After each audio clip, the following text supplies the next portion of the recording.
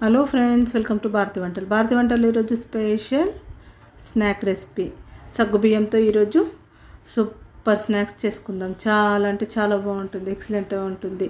ఈ స్నాక్స్ని వేడివేడిగా తిన్నామంటే సూపర్గా ఉంటుంది. సగ్గుబియ్యంతో ఈరోజు చల్ల పునుగులు చేసుకుందాం. సూపర్గా పుల్లపుల్లగా క్రిస్పీగా కమ్మగా ఉంటుంది.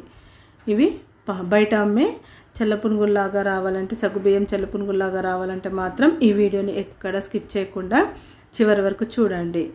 నేను మధ్య మధ్యలో చిన్న చిన్న చిట్కాలని అలాగే కొలతల్ని చెప్తాను. వాటిని ఫాలో అవుతూ చేసుకున్నారంటే యాస్టీస్గా బండి మీద అమ్మే సగ్గుబియ్యం చల్ల పునుగుల్లాగా యాస్టీస్గా అదే టేస్ట్తో వస్తుంది. సింపుల్గా ఈజీగా ఏ విధంగా చేయాలో కూడా ఈ వీడియోలో చూపిస్తాను. కొత్తగా చేసేవారు కూడా ఈ పునుగులని ఈజీగా చేసేసుకోవచ్చు. చాలా బాగుంటాయి. ఇవి వేడివేడిగా తిన్నామంటే మాత్రం ఎక్సలెంట్గా ఉంటాయి. సగ్గుబియ్యంతో ఎన్నో రకాల టిఫిన్స్ చేసుకోవచ్చు. చాలా టేస్టీగా ఉంటాయి. సగ్గుబియ్యం ఒక్కటి ఇంట్లో ఉంటే మిగతావన్నీ ఇంట్లో ఉన్న వాటితోనే ఈ పునుగుల్ని చేసేసుకోవచ్చు. సింపుల్గా ఈజీగా చాలా కరకరలాడుతూ లోపల సాఫ్ట్గా పైన కరకరలాడుతూ సూపర్గా ఉంటుంది. పుల్లపుల్లగా కమ్మకమ్మగా ఎక్సలెంట్గా ఉంటుంది. ఎవరైనా ఇష్టంగా తినేస్తారు. వీటిని వేడివేడిగా తిన్నామంటే ఆ మజానే వేరుగా ఉంటుంది. సూపర్గా ఉంటుంది. టేస్ట్ మాత్రం ఆసమ్ అండి. మరెందుకు ఆలస్యం, సగ్గుబియ్యం చల్ల పునుగుల్ని ఏ విధంగా చేయాలో చూసేద్దామా. మరి ముందుగా ఇలా మిక్సింగ్ బౌల్ తీసుకోండి. ఒక మిక్సింగ్ బౌల్ తీసుకొని అందులో 1 కప్పు పెరుగుని తీసుకోండి. కాస్త పుల్లగా ఉన్న పెరుగుని తీసుకోండి. మరి తీగా ఉన్న పెరుగుని కాకుండా కాస్త పుల్లగా ఉన్న పెరుగుని తీసుకొని అందులో సగ్గుబియ్యాన్ని వేసుకోండి. 1 కప్పు పెరుగుకి 3/4 కప్పు సగ్గుబియ్యాన్ని తీసుకోండి. చూడండి, ఈ సైజులో ఉన్న సగ్గుబియ్యం అయితే చాలా బాగా వస్తాయి పునుగులు. ఇలా సగ్గుబియ్యం 3/4 కప్పు వేసి ఇలా స్పూన్తో బాగా కలిపేసేయండి. పెరుగు 1 కప్పు, సగ్గుబియ్యం మాత్రం 3/4 కప్పు కరెక్ట్గా సరిపోతుంది. ఇలా పెరుగులో సగ్గుబియ్యం వేసాక బాగా కలిపేసేయండి స్పూన్తో. ఇలా బాగా కలిపేశాక ఇప్పుడు కొద్దిగా నీళ్ళని పోసుకుందాం. ఏ కప్పుతో అయితే మనం సగ్గుబియ్యం తీసుకున్నామో అదే కప్పుతో కరెక్ట్గా 1/2 కప్పు వాటర్ని తీసుకోండి. 1 కప్పు పెరుగు, 1/2 కప్పు వాటర్ కరెక్ట్గా సరిపోతాయి 3/4 కప్పు సగ్గుబియ్యానికి. ఈ కొలతల్ని మాత్రం ఎక్కడ మిస్ కాకండి.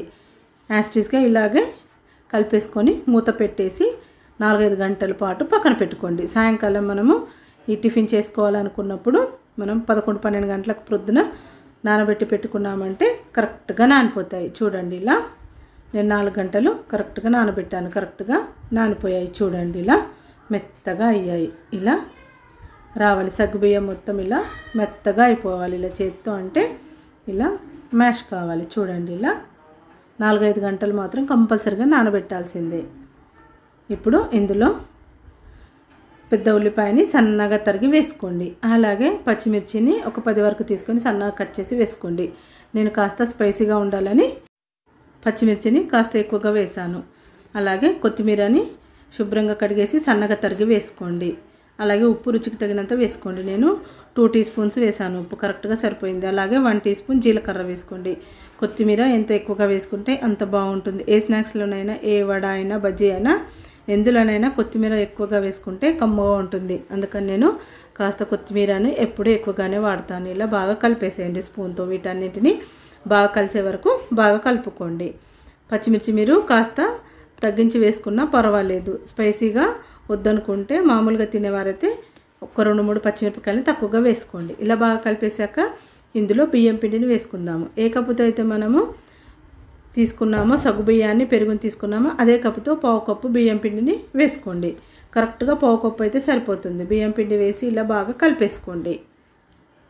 బియ్యం పిండి మొత్తం కలిసే వరకు ఇలా చేత్తో బాగా కలపండి.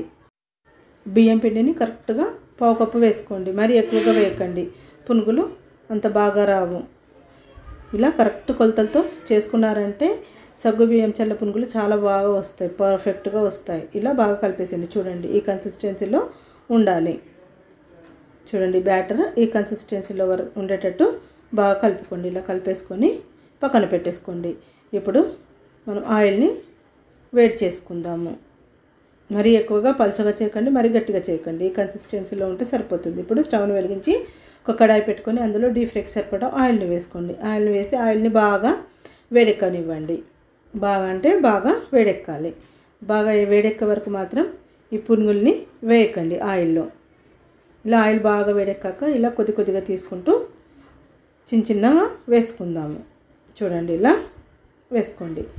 ఈ పునుగుల్ని వేసాక స్టవ్ని మీడియం ఫ్లేమ్లోకి అడ్జస్ట్ చేసుకోండి. స్టవ్ని మాత్రం హై ఫ్లేమ్లో మాత్రం అస్సలు ఉంచకండి. మీడియం టు లో ఫ్లేమ్లోకి అడ్జస్ట్ చేసుకుంటూ వీటిని ఫ్రై చేసుకోండి. హై ఫ్లేమ్లో పెట్టి వేయించామంటే ఇవి బాగా మాడిపోయినట్టుగా అయిపోతాయి, కలర్ మొత్తం చేంజ్ అయిపోతాయి, కానీ లోపల మాత్రం ఉడకవు. అందుకని మీడియం ఫ్లేమ్లో లేదంటే సిమ్లో పెట్టేసి వీటిని బాగా ఫ్రై చేసుకోండి. ఒక 5 మినిట్స్ తర్వాత వీటిని ఇలా ఇంకో సైడ్ తిప్పేసుకోండి. 4-5 మినిట్స్లో ఇవి బాగా ఫ్రై అయిపోతాయి. ఇప్పుడు ఇంకో సైడ్ తిప్పేసుకోండి. ఇలా ఇంకో సైడ్ తిప్పుకున్నాక ఇంకో 5 మినిట్స్ వరకు ఇంకో సైడ్ ఉంచారంటే ఇలా లైట్ గోల్డెన్ కలరు వస్తుంది. ఇలా లైట్ గోల్డెన్ కలర్ వచ్చే వరకు వీటిని ఫ్రై చేసుకోండి. ఇలా లైట్ గోల్డెన్ కలర్ వచ్చాక వీటిని తీసేయండి ఆయిల్లో నుండి. కరెక్ట్గా ఫ్రై అయ్యాయి. వీటిని ఇప్పుడు ఒక టిష్యూ పేపర్లో వేసేసుకోండి. మరీ ఎక్కువగా ఫ్రై చేయకండి, మరీ తక్కువ కూడా ఫ్రై చేయకండి.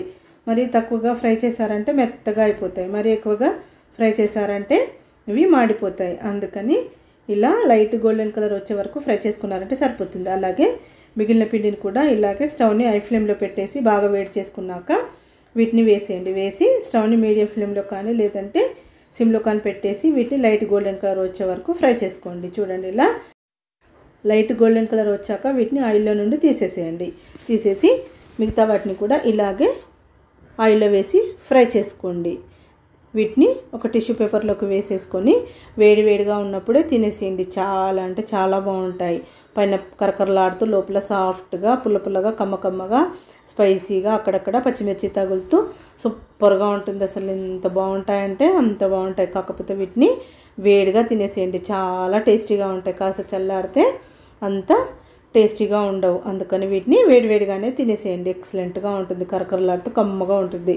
వీటిని గ్రీన్ చట్నీతో కానీ లేదంటే టమాటో సాస్తో కానీ తిన్నారంటే సూపర్గా ఉంటుంది. పిల్లలకి ఇలా సాయంకాలం ఇలా చేసి పెట్టారంటే పిల్లలు ఫుల్ ఎంజాయ్ చేసుకుంటూ తింటారు. ఒకటి తినే ప్లేస్లో ఒక 10 అయినా తినేస్తారు. అంత బాగుంటాయి, చాలా టేస్టీగా ఉంటాయి. టేస్ట్ మాత్రం అద్దరిపోతుంది. ఎక్సలెంట్గా అంటే ఎక్సలెంట్గా ఉంటుంది.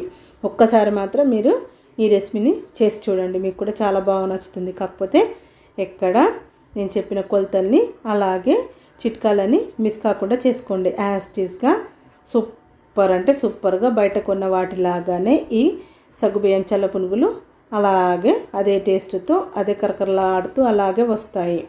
ఫ్రెండ్స్, ఎలా ఉంది ఈరోజు వీడియో? మీకు నచ్చింది అనుకుంటాను. ఫ్రెండ్స్, మీకు కనుక ఈ వీడియో నచ్చినట్టయితే లైక్ చేయండి, షేర్ చేయండి. అలాగే క్విక్ అండ్ ఈజీ రెసిపీస్ కోసం మా ఛానల్ని సబ్స్క్రైబ్ చేసుకోండి. మీకు కనుక ఈ వీడియో నచ్చినట్టయితే కమెంట్ చేయడం మాత్రం మర్చిపోకండి. కంపల్సరీగా కమెంట్ చేయండి, లైక్ చేయండి. మీ ఫ్రెండ్స్కి కానీ రిలేటివ్స్ కానీ షేర్ చేయండి. Thank you for watching friends.